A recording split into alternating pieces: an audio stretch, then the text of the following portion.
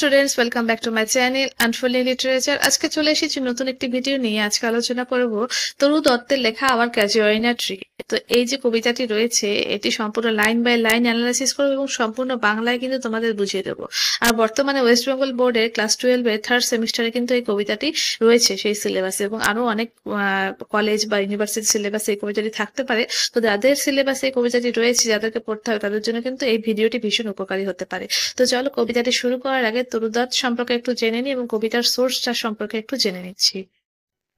তো তরু দত্তের ছবি তোমরা এখানে দেখতেই পাচ্ছ। তার জন্ম দেখতে পাচ্ছ যে 1856 সালে 4 মার্চ হয়েছিল এবং কলকাতাতে, এবং তার মৃত্যুও কিন্তু কলকাতাতেই হয়েছিল 1877 সালে 30 আগস্ট। এবং তার যে ফ্যামিলি সেটা কিন্তু খ্রিস্টানটিতে কনভার্ট হয়েছিল।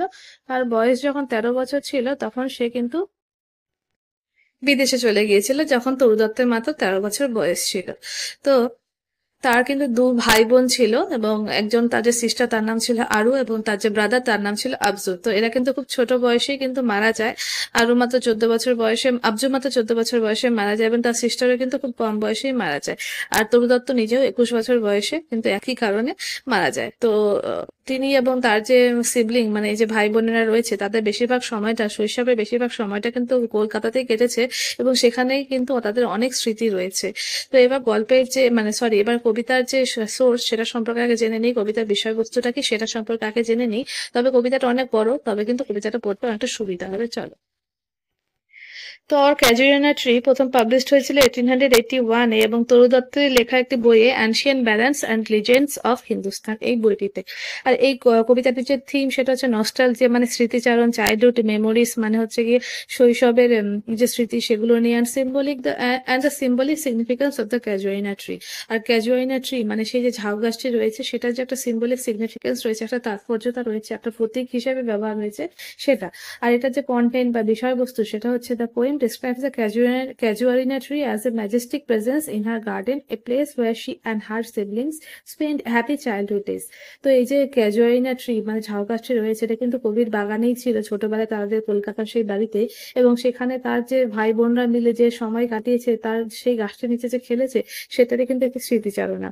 আর এখানে যে সিম্বলিজম গুলো ব্যবহার হয়েছে সেগুলো হলো দ্য ট্রি রিপ্রেজেন্টস উদাস পাস্ট, তরুদত্তের যে অতীত সেটাকে কিন্তু এই ট্রিটা কিন্তু রিপ্রেজেন্ট করে, আর ফ্যামিলি তার পরিবারকে রিপ্রেজেন্ট করে, and the enduring nature of our memories, আর তার যে স্মৃতিচারণা সেটাই কিন্তু এখানে প্রকাশ পায়। As she reflects on the passing of time and the loss of our sibling. আর যেটা কিন্তু এখানে ফুটে উঠেছে সেটা হচ্ছে সময় সময় গড়িয়ে গেছে অনেক, সে এখন আলাদা, তরু দত্ত এবং তার ভাই বোনেরা চলে গেছে, মানে মৃত্যু হয়েছে তাদের তার আগেই। তো সেই সবে কিন্তু এই কবিতার বিষয়বস্তু এখানে কিন্তু সেই প্রতীক বা চিহ্নগুলি কিন্তু ফুটে উঠেছে। তো চলো এবার কবিতাটি লাইন বাই লাইন ডিসকাস করে নিই। তো আমি কবিতাটি আলোচনা করছি। তো প্রথম লাইনেই দেখো লেখা আছে like a huge Python winding round and round. তো সেই যে ক্যাজুয়ারিনা ট্রি ঝাউ গাছ, সেটার মধ্যে সে একটা লতা, সেখানে একটা পাইথনের মতন পেঁচিয়ে রয়েছে, মানে একটা পাইথন বা ময়েল সাপ যাকে বলে, একটা বিশাল প্রকাণ্ড একটা সাপ, তার মতন কিন্তু সেই গাছটিকে ওয়াইন্ডিং রাউন্ড মানে পেঁচিয়ে রয়েছে, রাউন্ড অ্যান্ড রাউন্ড, গোল গোল করে পেঁচিয়ে রয়েছে। দ্য রাফ ট্রাঙ্ক, সেই যে রুক্ষ যে ট্রাঙ্ক সেই গাছে, মানে ট্রাঙ্ক মানে কি গাছের গুড়ি, তো রুক্ষ গাছের গুঁড়িটা ইন্ডেন্টেড ডিপ উইথ স্কার্স, আর সেই যে লতাটা দিয়ে সেটা দিয়ে কিন্তু একদম গভীর অবধি ক্ষত হয়ে গেছে, ঠিক আছে, একদম ক্ষত বিক্ষত হয়ে গেছে। Up to its very summit near the stars, আর কত দূর অবধি সেই লতাটাকে পেঁচিয়ে উঠেছে, একদম সামিট মানে চূড়া অবধি, যেখানে সেটা প্রায় তারাদের ছুঁয়ে ফেলে, মানে তারাদের ছুঁয়ে ফেলে এমন উচ্চতা অবধি, মানে সেটা গাছের যে বিশালতা সেটাকে বোঝানোর জন্য এরকম কথা ব্যবহার করা হয়েছে। আদৌ কি কোনো গাছ কি আর তারাদের ছুঁয়ে ফেলতে পারে? না, কিন্তু নিচ থেকে দেখে এমন মনে হচ্ছে যেন গাছটি এখনই তারাদের ছুঁয়ে ফেলবে, সেরকম উচ্চতায় গাছটি কিন্তু উঠে গেছে। এ ক্রিপার ক্লাইম্বস ইন দোজ, একটা লতা, আমি আগেই বললাম একটা লতা গাছটিতে উপরে উঠছে। In those whose embraced bound no other tree could like, আর যেই এই যে লতাটি যে হারে জড়িয়ে রয়েছে, এমব্রেস মানে জড়িয়ে রয়েছে গোল গোল করে, এই এত শক্ত করে জড়িয়ে রয়েছে যেটা অন্য কোনো গাছ হলে কিন্তু সহ্য করতে পারতো না। But gallantly the giant wears the scarf and flowers hung in crimson cluster all the boughs এমন। কিন্তু but gallantly মানে সাহসিকতার সঙ্গে the giant wears the scarf মানে এই যে স্কার্ফটা রয়েছে, এই যে জায়েন্ট মানে হচ্ছে এই গাছটিকে বোঝানো হয়েছে, এতই বৃহৎ এই গাছটি, সে কিন্তু এই লতাটিকে খুব সহজেই কিন্তু নিজের উপর জড়িয়ে নিয়েছে। আর তার মধ্যে and flowers are hung, তার মধ্যে ফুলগুলো ঝুলছে in crimson cluster। crimson clusters মানে কি, একদম গাঢ় লাল রঙের, একদম ঝুঁকি ঝুঁকি হয়ে এই কি বলবো ফুলগুলো একদম ঝুলে রয়েছে গাঢ় লাল রঙের। আর তার মধ্যেই অল দ্য বাউস এবং সমস্ত শাখা প্রশাখার মধ্যে কিন্তু এই ফুলগুলি ঝুলে রয়েছে। Where on all day are gathered bird and bee, যেখানে কিনা সারাদিন ধরে বার্ড মানে পাখিরা এবং মৌমাছিরা জমায়েত করছে। And often at nights the garden overflows, আর কখনো কখনো রাতের বেলায় এই বাগানটি একদম উপচে পড়ে। কি দিয়ে উপচে পড়ে? উইথ ওয়ান সুইট সং, একটা মিষ্টি গান দিয়ে, that seems to have no close, যেটা কিনা কোনো শেষ নেই, এমন একটা গান মাঝে মাঝে সেই বাগান থেকে শোনা যায়। সাং ডার্টলিং ফ্রম আওয়ার ট্রি, এই অন্ধকারে এই গানটা শোনা যায় আমাদের এই গাছ থেকে। মানে গাছটা কি এই তরু দত্তের বাগানেই রয়েছে, তাদের কবিদের বাগানেই রয়েছে। হোয়েন মেন রুপোস, যখন এই গানটা শোনা যায় তখন কি মানুষেরা আশ্রাম কি কি বলে সেটাকে, কি বলবো, আরাম নেয়, হ্যাঁ সেটাকে আমি বলছি আশ্রম। দেখো কি কাণ্ড, যদি যখন মানুষেরা আরাম করছে সেই সময় এই অন্ধকারের মধ্যে দিয়ে গানটি কিন্তু শোনা যাচ্ছে। When first my casement is wide open thrown at dawn, আর যখন সকালবেলায় আমার যে জানলাটি সেটা খোলা হয়, হাট করে খোলা হয়, মানে বিশাল বড় করে খোলা হয়, সেটাকে কি বলবো, হাট করে খোলা, তখন my eye is delighted on its traits, আর এটা দেখে মানে সেই গাছটা দেখে আমার চোখে একটা মানে আলাদাই একটা শান্তি প্রশান্তি কাজ করে। সামটাইমস, কখনো কখনো মনে, অ্যান্ড মোস্ট ইন উইন্টার্স, কখনো মানে কখনো কখনো এটা হয়, আর বেশিরভাগ সময় এটা কি শীতকালে। On its crest a grey baboon sits statue like alone watching the sunrise, আর ওই যে গাছটি সেটার শাখা পোশাকের মধ্যে একটা মানে সেই গাছের ডালে একটা বাবুন বসে, আর সেই বাবুন মানে কি একটা হনুমান, সে বসে এবং সেখান থেকে বসে সে কিন্তু সূর্য উদয়টা দেখে, সূর্যের যে উদয় হওয়া সেটা কিন্তু সেখান থেকে সে ফলো করে। while on lower boughs, যখন নিচের ডালপালাগুলিতে his funny of spring leap about and play, আর যেখানে ও যে লেজটা সেটা কিন্তু মানে নড়ছে এবং সে কিন্তু সেখানে খেলা করছে। and far and near Kokila sail the day, আর একটু দূরেই কোকিলের আওয়াজ শোনা যাচ্ছে যারা কিনা সেই দিনটাকে স্বাগত জানাচ্ছে, অভ্যর্থনা জানাচ্ছে। and to their pasture when যাওয়া sleepy cows, R to their pastures মানে কি, pasture মানে কি তৃণভূমি, যেটা আমরা জানি চারণভূমি, যেখানে গরুরা ঘাস খায়, গরু ভেড়া ছাগল, তো সেখানটায় কিন্তু এসে যে কাউস গুলো রয়েছে সকালবেলা তাদেরকে নিয়ে যাওয়া হচ্ছে সেই চারণভূমির উদ্দেশ্যে, এবং তারা এতটাই হেলে দুলে হাঁটছে যে দেখে মনে হচ্ছে যে তারা প্রায় ঘুমন্ত, মানে ঘুমিয়ে ঘুমিয়ে হাঁটছে। And in the shadow, এই গাছের ছায়া, on the broad tank cast by that whole tree, সেই শুভ্র একটা গাছের সেই গুড়ির ছায়ায়, so beautiful and vast, বিশাল বড়, অনেক সুন্দর, দ্য ওয়াটার লিলি স্প্রিং, আর সেখানে কি ওয়াটার লিলি হয়েছে, ঠিক আছে, মানে শাপলা ফুল জন্মেছে। লাইক স্নোজ এন্ড মেস, আর সেটা দেখে মনে হচ্ছে যে সেখানে প্রায় তুষার পড়েছে, ঠিক আছে, মানে বরফ জমেছে। এমন একটা যে গাছটাও শুদ্ধ, আর লিলি ফুলগুলো হয়েছে সেগুলো কিন্তু সাদা, তো সেগুলোকে দেখে মনে হচ্ছে সেখানে যেন স্নো এনমাস্ট মানে হচ্ছে সেখানে তুষার জমে আছে। But not because of its magnificence dear is the casuarina to my soul, কিন্তু এটা কিন্তু শুধুমাত্র এই বিশালতার জন্যই, মানে এই যে বিশালতা বলেছে, এই বিশালতার জন্যই আমার সোলের কাছে কিন্তু এটা কিন্তু ডিয়ার নয়, ঠিক আছে, মানে প্রিয় নয়। Beneath it we have played, এখন বলছে কেন এই গাছটি আমার কাছে এত প্রিয়, কেন এই গাছটিকে নিয়ে এত আমি বলছি, এর নিচে আমি অনেকদিন খেলা করেছি। দো ইয়ার্স মে রোল, যদিও বয়স মানে অনেক বছর গড়িয়ে গেছে। ও সুইট কম্প্যানিয়ন্স, আমার যে প্রিয় সাথীরা ছিল, লাভ উইথ লাভ ইন্টেন্স, আমরা সকলকে মানে খুব ভালোবেসেছিলাম, ঠিক আছে, সকলে খুব ভালোবেসে একসাথে খেলতাম। For your sex shall that tree be ever dear, তো বলছে তোমার জন্যই এই গাছটি কিন্তু আমাদের কাছে, তার জন্যই কিন্তু এই গাছটি আমাদের কাছে প্রিয় হয়ে রয়েছে। Bent with your images it shall arise in memory, তোমার যে এই যে ছবিগুলো রয়েছে, যেগুলোতে মানে তিনি তার স্মৃতিচারণ করছে সেই গাছটিতে কিভাবে শৈশবে খেলেছেন সেই গাছটির নিচে, তো সেগুলো সেই যে ছবিগুলি তার মাথায় রয়ে গেছে, তার স্মৃতিতে রয়ে গেছে, এগুলো সবসময় স্মৃতিতে থেকে যাবে।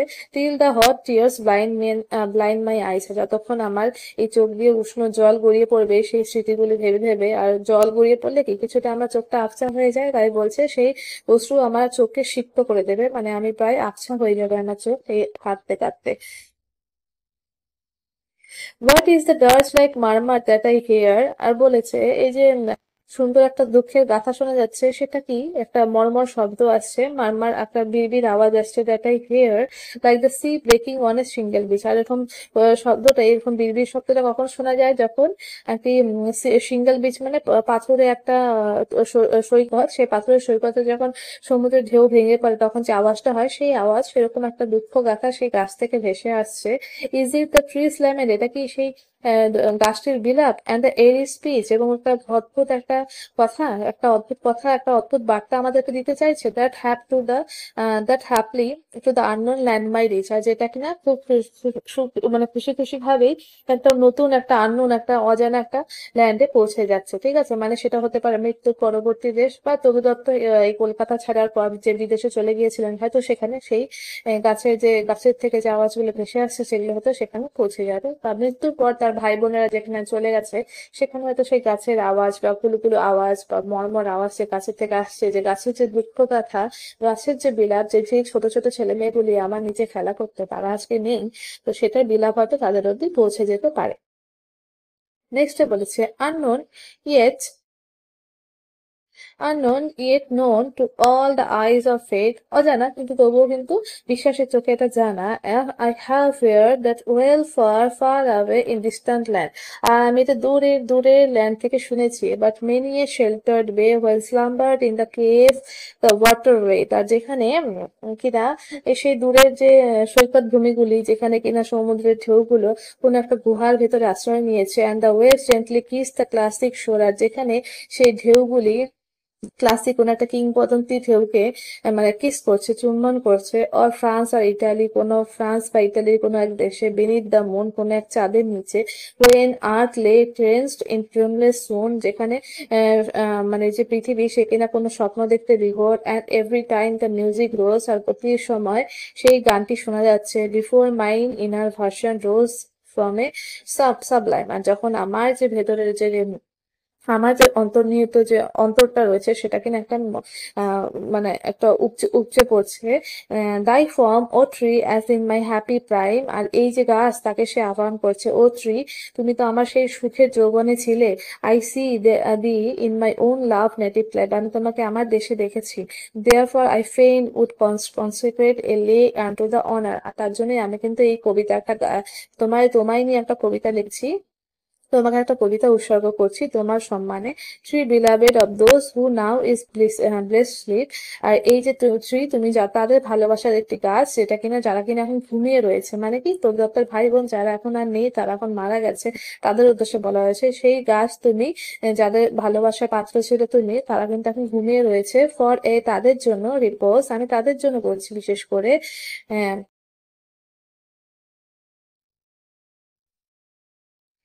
ডিয়ারার দেন লাইফ টু মি, তারা কিন্তু আমার কাছে জীবনের থেকেও বেশি প্রিয়। অ্যালাস ওয়ার দে, এখানে কিন্তু একটি সাবজেক্টিভ মুড ইউজ হয়েছে, যে কবি মনে করছেন যদি তারা এখনো থাকতো, তার যে ভাই বোনেরা তারা যদি এখনো থাকতো, maybe thou be number when my days are done, বলছে তোমাকে হয়তো তখনও গোনা হবে, মানে আমি যে কবিতাটা তোমার জন্য লিখছি, এই যে গানটা লিখছি বা কবিতা লিখছি, এটা যেন তখনও থাকবে, এবং তার মাধ্যমে তোমাকে স্মরণ করা হবে যখন আমার যে দিনগুলি সেগুলো ফুরিয়ে যাবে, মানে আমারও মৃত্যু ঘটবে। উইথ ডেথলেস ট্রিজ, তুমি একটা মৃত্যুহীন একটা গাছ হয়ে দাঁড়িয়ে থাকবে, লাইক দোজ ইন বড়োডেল, আর সেই যে বড়োডেল উপত্যকা যেটা যেমন ডেথলেস, তার যেমন কোনো মৃত্যু নেই, সে বড়োডেল উপত্যকা সেটার মতো তুমি একটা ডেথলেস ট্রি হয়ে যাবে, মানে কোন একটা মৃত্যুহীন গাছ হয়ে যাবে। Under whose awful branches lingered fell, যার নিচে অনেক শাখা পোশাখা বিস্তার করবে, fear trembling hope death and skeleton, আর কি এই যে কবিতাটা এখানে লিখছে যে ফিয়ার ট্রেম্বলিং হোপ, যেখানে কোনো ভয়, তারপরে মানে কম্পিত কোনো আশা, মৃত্যু, দ্য স্কেলেটন, ঠিক আছে, মানে মৃত্যুর এখানে কথা এখানে বলছে,